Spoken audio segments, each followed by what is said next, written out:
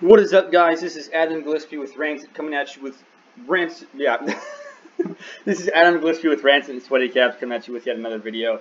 I really botched that opening, didn't I? Yeah, I've just had a really bad time reviewing something in regards to an actor that I looked up to when I was a kid by the name of Mark Hamill, and it hurt me to do that review because it was well, if you watch the video, which I'll probably include in the link below, so you guys can go check that out. If you watch that video, you'll understand why it is that I'm so upset about having to record that video. But I had to record it. I couldn't just let it pass. You know, my moral fiber just wouldn't let me not talk about it because it is such a big deal. It is such a terrible situation. And yeah, so I'm a little bit distracted. I'm a little bit frustrated. And that being said, I'm going into yet another Star Wars related video because of the Obi-Wan Kenobi trailer dropped yesterday. Now, I am going to be reviewing that trailer right now, in case you guys couldn't tell. It's Obi-Wan Kenobi official trailer starring Ewan McGregor. This one has 397,938 views, and it's got 8.8 thousand likes. I did get the I guess you could say privilege or the opportunity to view it when it came out. I got the opportunity to see what it was. General thoughts right before I get into this, I wasn't necessarily impressed. I could tell that they had all the same marketing strategies that they had when they were going into creating the Rise of Skywalker trailer, where they basically just showed a bunch of stuff that people actually liked, or they played a bunch of music that people could relate to, or people could actually enjoy, because it was music from the OT, music from the prequels, characters from the prequels, characters from the OT, so on and so forth. And I just got a lot of the same vibe from this trailer as I did with the Rise of Skywalker trailer. Now, whether or not this is going to be a good show, you can't necessarily tell based off the trailer. I'm going to go ahead and break it down. I'm going to pause it in between sections and kind of break down what it is I can notice, what I think about, and so on and so forth. But that being said, let's go ahead and get into it. And I'm going to start playing it. We got some dialogue coming up from him. Here we get a shot of Tatooine. The two suns. I'm not gonna lie, that looks pretty good. It looks like some level of high quality filming. Throughout this entire thing, the film quality, the set design, it all looks very high quality. Like they put some effort into the set design and an actual look of the show. But as for whether or not they're going to really hammer it home in some way that makes sense, or hammer it home in a way that people can actually genuinely enjoy, or with a good story, that's gonna have to be kind of like an episode by episode discovery. Because if it's not, then it's gonna be sad for every Star Wars fan who loves Obi-Wan Kenobi, myself included. But you know, let's go ahead and get into the rest of this video. We see some that looks like Obi-Wan from the back there. Done. The fight is done. He's riding some camel-like creature. I don't remember the name of it. It's I really wish I knew the name. And we've got the Lars Homestead. Looks like he's watching over Luke. I am curious to see how they're gonna address that. Like, how are they gonna show that he's protecting Luke Skywalker? Is there gonna be a moment where there's this huge threat that happens just beyond the Lars Homestead, and he stops it all by himself, and he's just barely able to overcome the Inquisitors or the Imperial forces that are attacking him? Is there gonna be some sort of slipping of information? Is he gonna have to kill people and kind of trespass the Jedi Code? There's a lot to dissect in an Obi-Wan Kenobi-centric story, especially since I really hope that we get some scenes from, like, in the comics where he actually goes by Shmi Skywalker's grave and just apologizes to her for failing her son. I really hope we get some of that, because that would be some touching moments. I don't want them to introduce Darth Vader in this and have Obi-Wan Kenobi and Darth Vader fight, because it doesn't fit in with the continuity of the OT and the prequel trilogy. Of course, Disney doesn't really care about continuity because they've ruined so much about the continuity. So they probably will trespass on that sacred ground of lore. But I mean, that's just my initial thought, because I've heard some rumors about that, and there is, at the end of the trailer, there is Darth Vader's breathing and all this other stuff. But and I like the shot of kind of young Luke Skywalker acting like a pilot. You know, it's something like kind of taken after his father.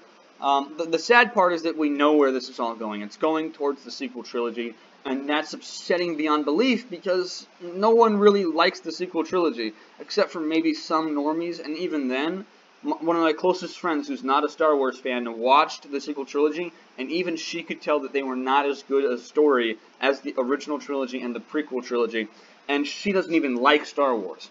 But she was able to say, this sequel trilogy with Disney just doesn't feel like Star Wars, and it doesn't have a good story. And I was like, wow, blown away. I was actually agreeing with her totally, but I'm not going to get too in-depth on that whole trading of commentary there. But let's go ahead and get back into the rest of this video.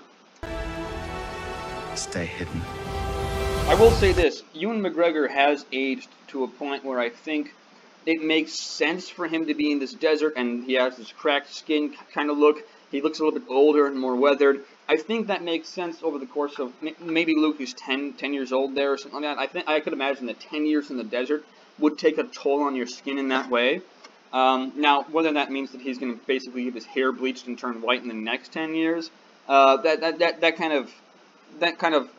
more of a failing on the original trilogy's part, or the prequel trilogy's part, casting such a young actor to play Obi-Wan Kenobi, when we know that Obi-Wan Kenobi in the OT looks like a 70-year-old man, which, I mean, but whatever. Let's go ahead and get the rest of the video.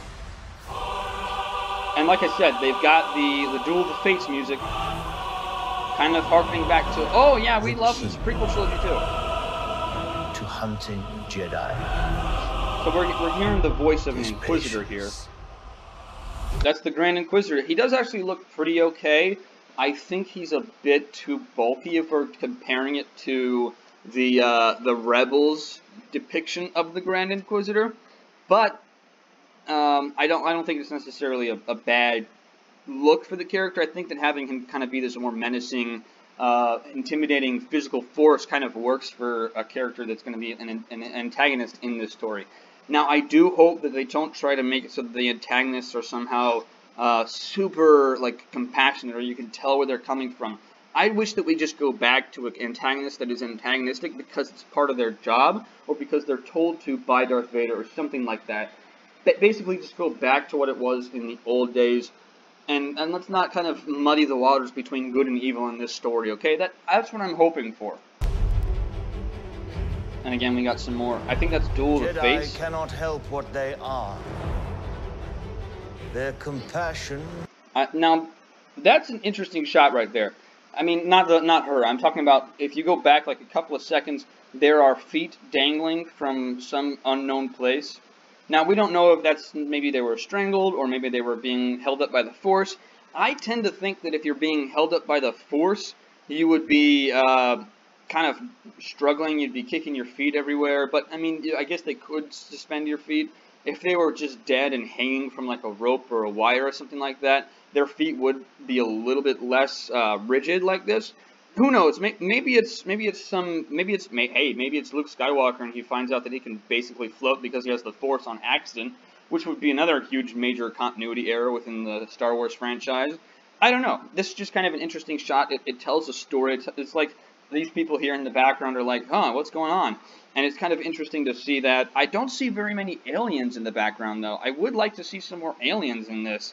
It seems like they just kind of put a lot of people in basic, like, kind of tribal robes and called it a day. I'd like to see some aliens, like some really kind of creepy aliens, or the band from the original trilogy in the cantina scene.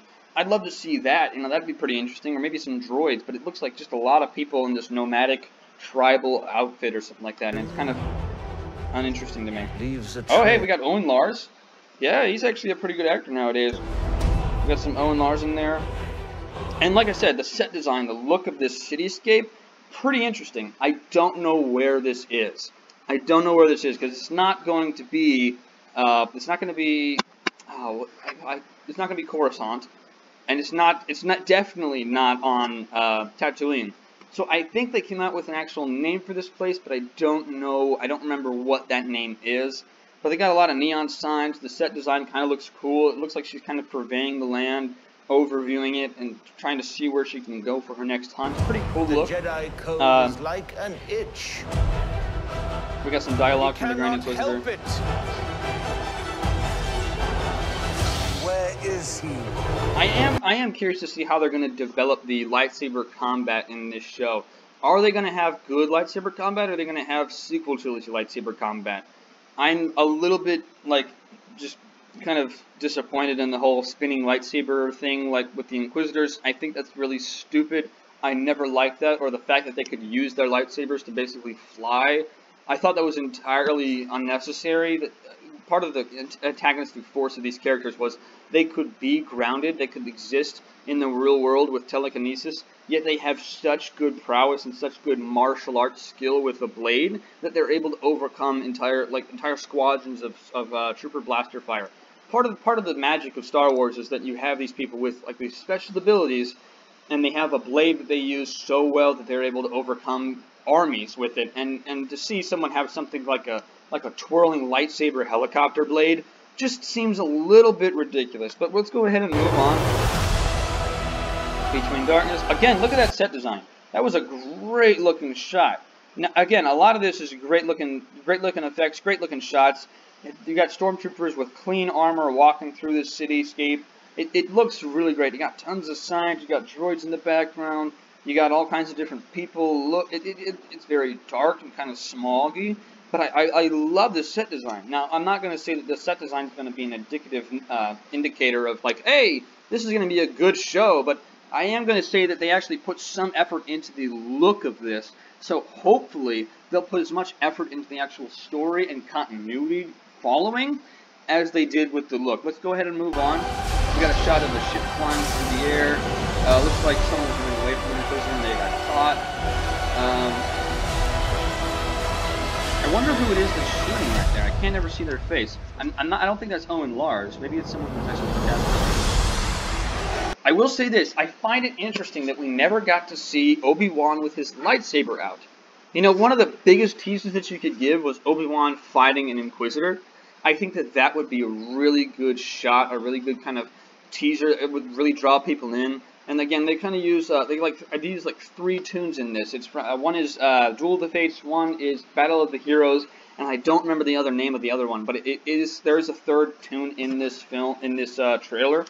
I think that again they nailed the look and the aesthetic of it. Now, what you just heard there, yeah, in case you couldn't hear, that's Darth Vader's breathing.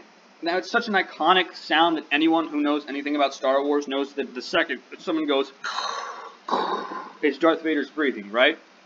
But I don't want Darth Vader in this. As much as I like his character, as much as I like the kind of intimidating force that Darth Vader is, I think that to have Darth Vader be in this would be a detriment to the actual series.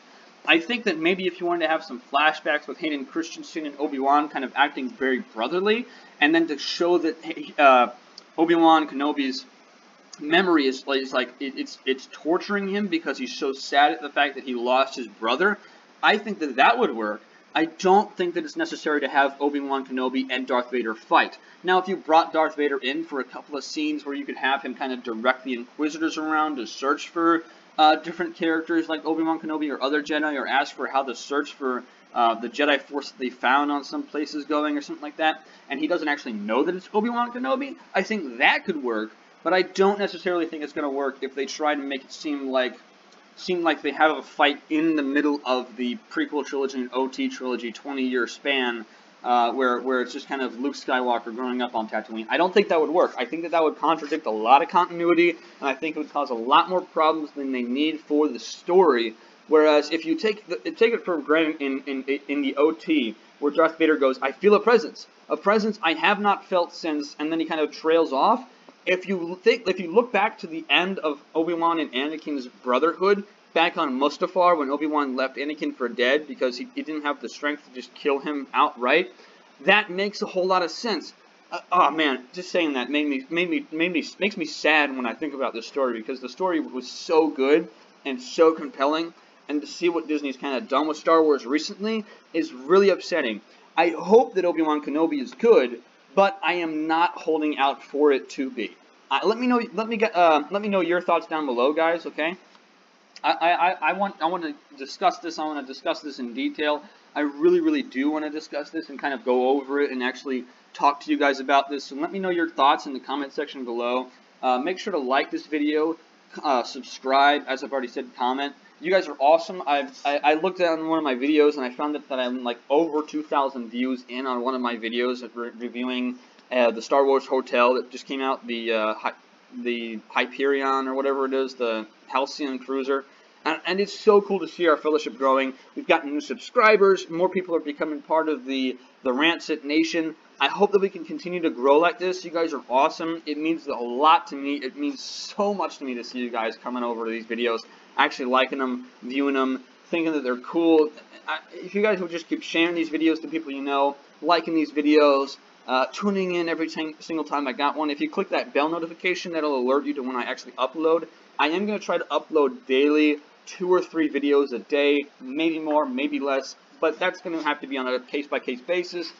I will continue to upload as much as I possibly can, but you guys have been awesome, and I just keep being awesome. That's the best thing that I can say, is keep being awesome. You guys are great. I hope you all have a great day and a great rest of the week.